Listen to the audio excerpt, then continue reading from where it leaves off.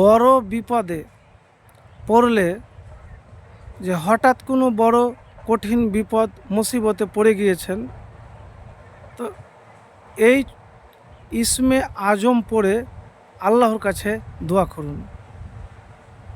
ইসমে আজমটি আপনি 3 বার পাঠ করবেন।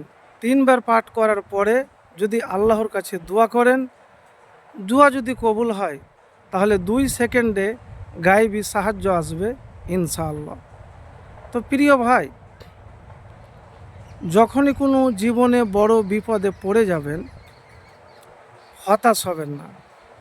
কেন জানেন? অনেকে বিপদে যখন পড়ে যায় তখন হতাশ হয়ে যায়। তা আমি এতটুকুন আপনাকে বলবো, বিপদে পড়ে গেলে আপনি হতাশ না হয়ে এইভাবে আল্লাহর কাছে দোয়া করুন। এবারে বলবেন ইসমে আজম কেন পড়ব? তো এর আগেও হয়তো শুনেছেন বা কোনো ভিডিওয় দেখেছেন। ইসমে আজম পড়ে দোয়া করতে গেলে যে দোয়া ব্যাপারে নবীজি সাল্লাল্লাহু আলাইহি সাল্লাম কসম খেয়ে বলেছেন যে ইসমে আজম পড়ে যদি কেউ দোয়া করে, নবীজি সাল্লাল্লাহু আলাইহি সাল্লাম কীভাবে কসম খেয়েছেন বলবো আপনাকে। যার হাতে আমার জীবন তার শপথ, নিশ্চয়ই এ ব্যক্তি আল্লাহর কাছে তার ইসমে আজম ধরে প্রার্থনা করেছে, যে নাম ধরে ডাকলে তিনি সাড়া দেন, যে নাম ধরে চাইলে তিনি প্রদান করেন। তিরমিজি শরীফ 3475। তো সেই ইসমে আজম হলো আল্লাহুম্মা ইন্নি আসআলুকা বিআন্নি আশহাদু আন্নাকা আনতাল্লাহু লা ইলাহা ইল্লা আনতাল আহাদুস সামাদুল্লাযী লাম ইয়ালিদ ওয়া লাম ইউলাদ ওয়া লাম ইয়াকুল লাহু কুফুওয়ান আহাদ। তো এই ইসমে আজমটি 3 বার পড়বেন। 3 বার পড়ার পরে আপনি আল্লাহর কাছে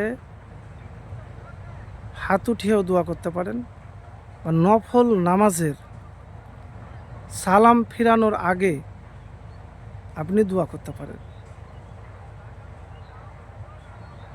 বা আপনি 3 বার ইসমে আজম পড়লেন, পড়ার পরে আল্লাহর কাছে দোয়া করবেন হাত উঠিয়ে। তো প্রিয় ভাই, জীবনে আপনার হঠাৎ বড় বিপদে মুসিবতে পড়ে গিয়েছেন, উদ্ধারের কোনো রাস্তা দেখতে পাচ্ছেন না, মনে হয় জীবনটা খুবই কষ্টদায়ক হয়ে গিয়েছে। একটি দোয়া চলতে ফিরতে উঠতে বসতে পাঠ করুন।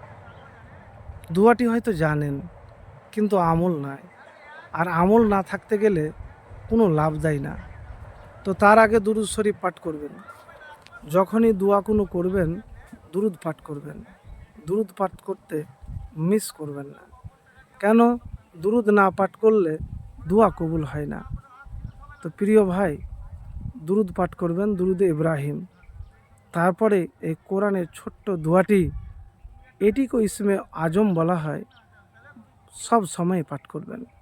মুখ দিয়ে অন্তর থেকে আল্লাহর উপর ভরসা রেখে বলবেন, লা ইলাহা ইল্লা আনতা সুবহানাকা ইন্নী কুনতু মিনাজ জালিমিন। লা ইলাহা ইল্লা আনতা সুবহানাকা ইন্নী কুনতু মিনাজ জালিমিন। বারবার আপনি পাঠ করবেন, যতক্ষণ পর্যন্ত বিপদ থেকে মুক্তি না পাবেন। তো প্রিয় ভাই, যেভাবে ইসমে আজম পড়ে হাত উঠিয়ে দোয়া করার কথা বললাম, দোয়া যদি কবুল হয়, 2 সেকেন্ড কেন 1 সেকেন্ডই আপনার বিপদ দূর হয়ে যাবে। দুনিয়াতে সুখের জীবন পাবেন ইনশাআল্লাহ।